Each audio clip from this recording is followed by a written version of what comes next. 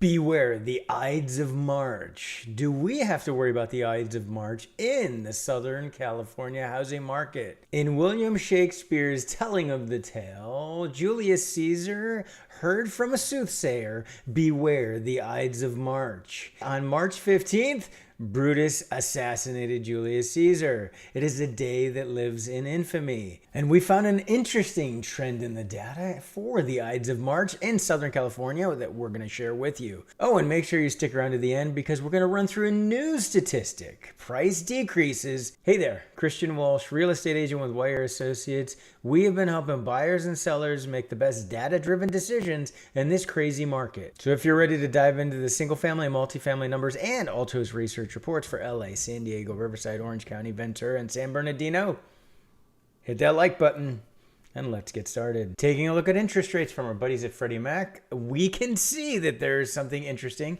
when we look at the Ides of March in 2022. The Ides of March was the last time where interest rates were under 4%, and we haven't seen interest rates anywhere near that level. In fact, all the way up near 7 and over 7 in November. They have since dropped and are now down to 6.42, which year over year is an increase of about 2% in mortgage interest rates. And with this recent drop in mortgage interest rates, despite some of the uncertainty out of there with banks going under and some of the volatility in the market, we can see that mortgage applications are up. So that is a leading indicator that buyers are out shopping, and we expect to see those to turn into escrows and close sales. Moving into the single family data for March 1st through March 15th, the Ides of March, going all the way back to 2018. These are the single family numbers, all houses and condos. We have the number of properties that have sold, number that have gone under contract, gone into escrow, and the number of new listings. So when we look at this chart, and you're going to see this similar thing across Southern California, you see the 2020 dip in new listings and pending sales. Well, do you remember 3 years ago what happened on the Ides of March? That's when things shut down due to COVID. So we see the dip in data at that point in time. And what do we see this Ides of March? We can see that all the numbers are down. We are at low levels of properties going under contract and properties selling and new listings all at the same time. And you can see that the level of new listings and properties going under contract, that is at a record close number here in 2023. So while we're at half of the number of new properties going under contract, we are at half of the number of new listings in Orange County, and that is leading to what feels like a seller's market out there right now. One of my subscribers, Bruce, called me up and he had a great point. He said, Christian, when I hear your updates about the market in Orange County and any of these other markets, it sounds rosy,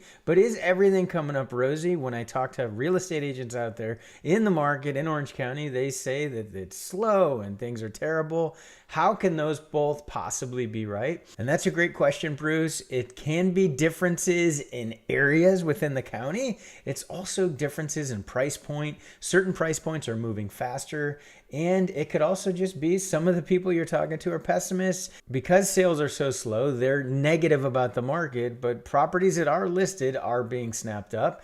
And then the median home prices are down year over year, and they're down from the peak in spring. We expect the median home prices to actually turn once we get past April, and we've explained that in other videos. And keep watching, and we will share why we believe that in future videos, in future market updates. Moving into Los Angeles, see that 2020 Ides of March dip, and we can see the dip in the data for 2023 in the Ides of March. But we can see that the level of new listings at that record low is close to the number of properties going under contract. 2022, it's a little bit closer, but we are closer than any of the other years in the past. Now, Los Angeles is a unique market, as we've talked about before. The eviction moratorium in Los Angeles, it was just voted on by the Board of Supervisors that it will be ending on March 31st, 2023. So it's going to be ending in a week or two here. So that is going to potentially change things. We may start to see an increase increase in inventory as landlords are now able to sell their properties. It wasn't easy for them to sell them before due to the restrictions in the eviction moratorium, and we've done plenty of content to explain that. We do expect that we're going to see an uptick in the level of inventory. We'll have to see if demand follows suit, or we start to get a bigger gap and maybe we actually see some additional softening in prices in Los Angeles. So definitely worth tracking.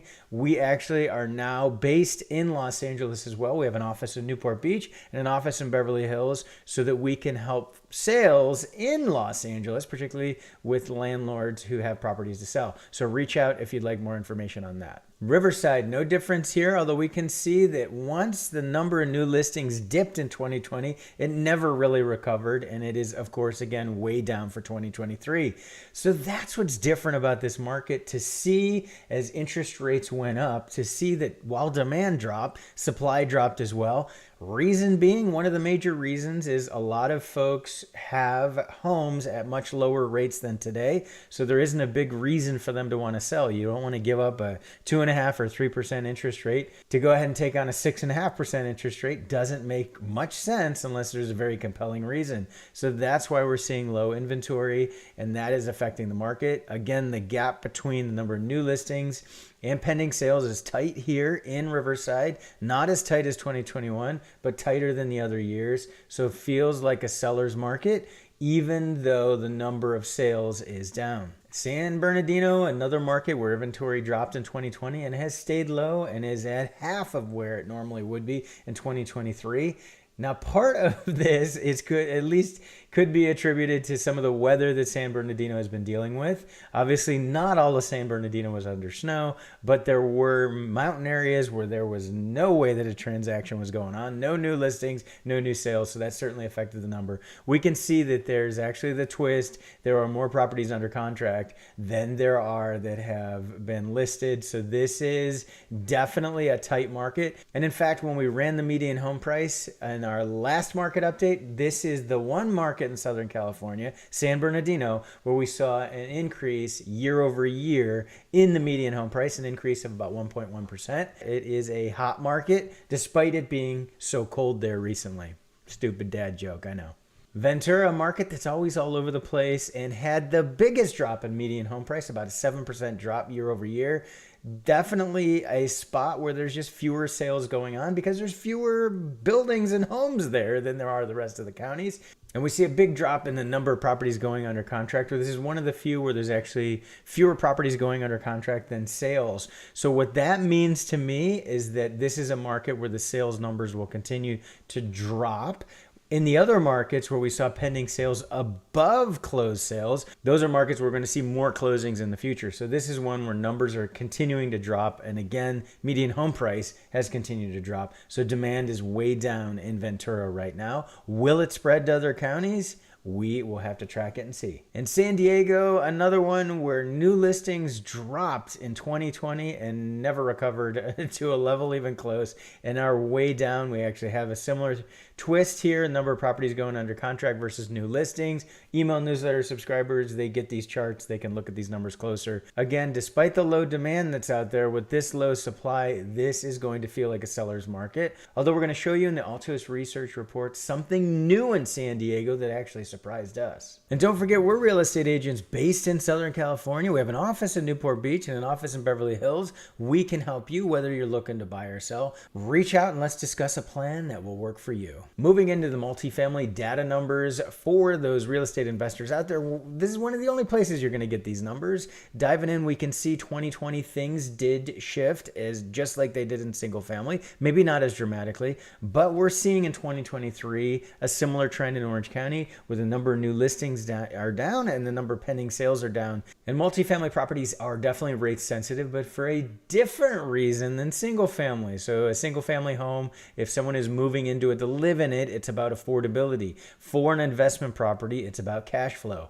The increase in mortgage interest rates for multifamily is decreasing cash flow. So if more money needs to go to pay for debt service, pay for the loan, that leaves less money left over for cash flow. So that's why we're seeing the drop in multifamily multifamily pending sales. Los Angeles multifamily has the 2020 dip in the Ides of March. We can see there's a slight dip in inventory, but a pretty significant dip in the number of properties going under contract. That increased during COVID, a number of properties both listed and going under contract. It is now down in 2023. We are going to be at the end of the eviction moratoriums, but we do expect to see more inventory in Los Angeles multifamily as well, a slight uptick as the moratorium ends. The other interesting thing is Measure ULA, which is going to go in effect April 1st. That is going to add additional documentary transfer taxes to buildings specifically in LA City over $5 million. So that actually could offset the inventory gains. Maybe some of those investors will decide not to sell. So it'll be interesting. There's different laws and different things happening in Los Angeles that will change that multifamily and single family investment market. And Riverside is just all over the place. We can see that inventory is down slightly as compared to a few years in the past. And we can see the demand is down slightly as compared to 2021 and 2022 during COVID. These numbers are all over the place. Tough to suss out a trend. We'll have to see if things stabilize and there's more of a trend in future months in Riverside, but right now, wow, it's a roller coaster. San Bernardino had the big spike in inventory in 2019, dropped in 2020, and has been dropping since then. We can see demand is dropping. This is the lowest level of demand in San Bernardino.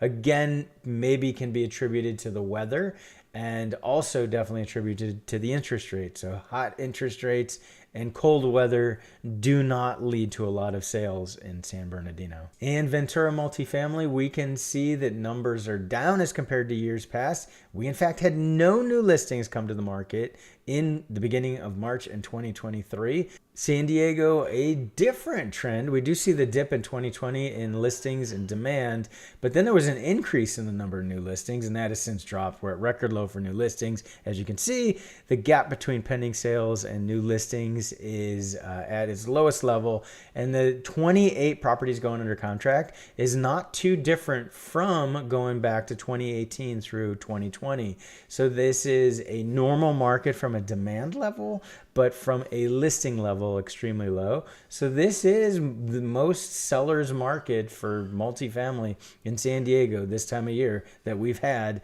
going back to 2018 at least. Let's dive into the Altos Research report. A lot of great data here, and we're going to run through a new statistic this time around that we haven't really talked about before, but now it's time to talk about it. So we're going to start at California level, and the first thing I want to look at is the Market Action Index, and there is a shocking change in one of the counties we cover for the Market Action Index. So we can see at the California level that it is a strong seller's market, and we can see the improvement that we have month over month. That is typical this time of year. It should heat up and it should become slightly more of a seller's market because it is the spring buying selling season. That's what happens, and we are seeing that at the California level. Now this is the new number I'm going to run through. This is properties with price decrease, and we can see this dramatic increase that we had as interest rates went up. We saw that more and more properties had to decrease their prices. So what this means here at the peak, that 42, almost 43% of properties on the market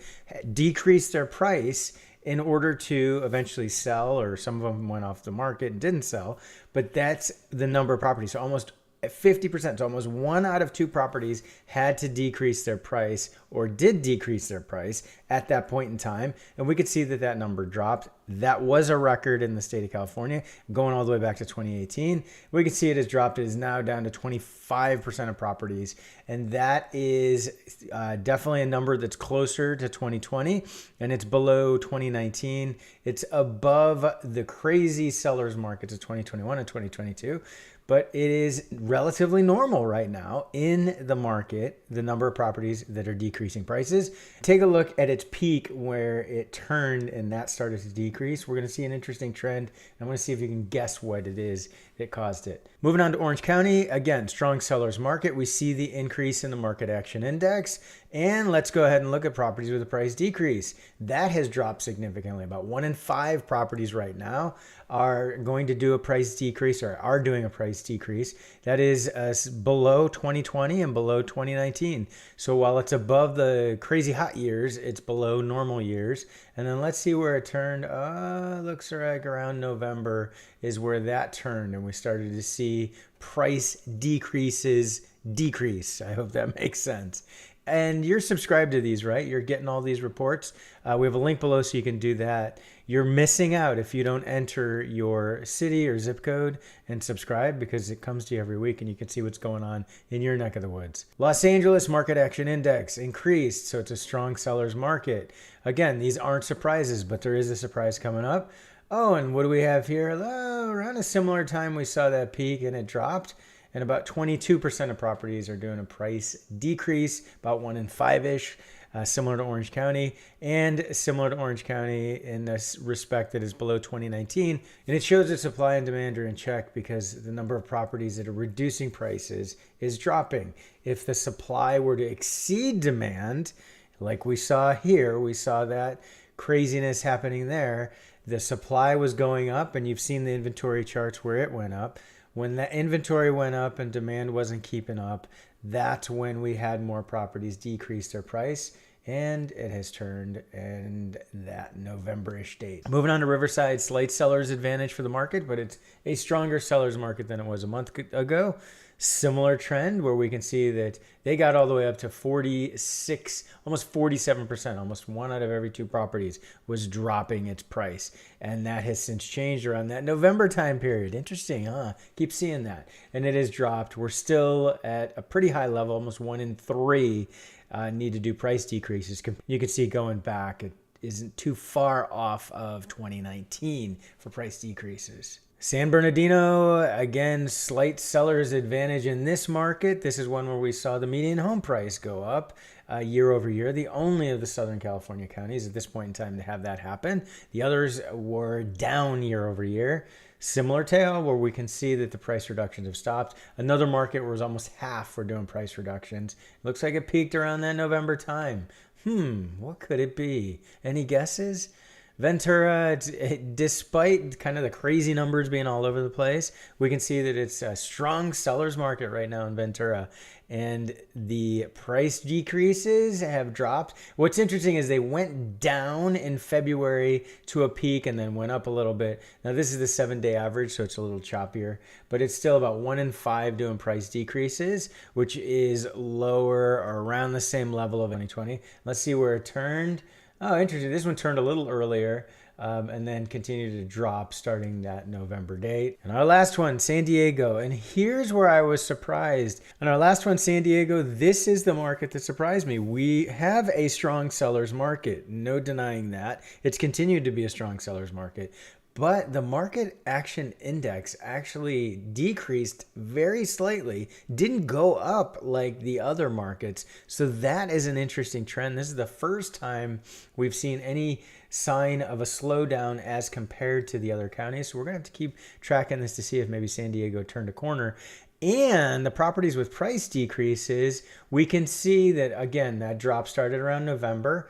And it actually got down in March to 23.25, and it's gone up. So about 1% more properties are doing price decreases in San Diego right now. So again, an interesting trend. We'll have to see, has San Diego kind of turned a new leaf and maybe demand is too low?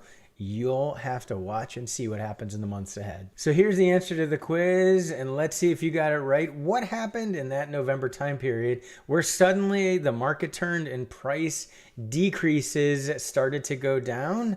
Well, interest rates dropped. So they hit their peak around that time, got above 7. That slowed the market, but then they dropped, and they dropped pretty quickly. Compared to where they were, it was down 0.5%. So we saw people were buying, and they've stayed below that 7. Even at this point, they went up a little bit, got close, but they're now below 7. As long as we're below 7%, then sellers don't have to do as many price decreases. Demand is in the marketplace. So let me know in the comments below if you got that right. How are the Ides of March treating you in the housing market? Let us know in the comments below. Make sure you subscribe to our Altos Research reports, and you'll get the bonus of our free weekly email newsletter. And this next video, you're not going to want to miss. It's almost as good as William Shakespeare's Julius Caesar play. Thanks for tuning in. This has been Christian Walsh, real estate agent with Wire Associates, and we want to hear from you.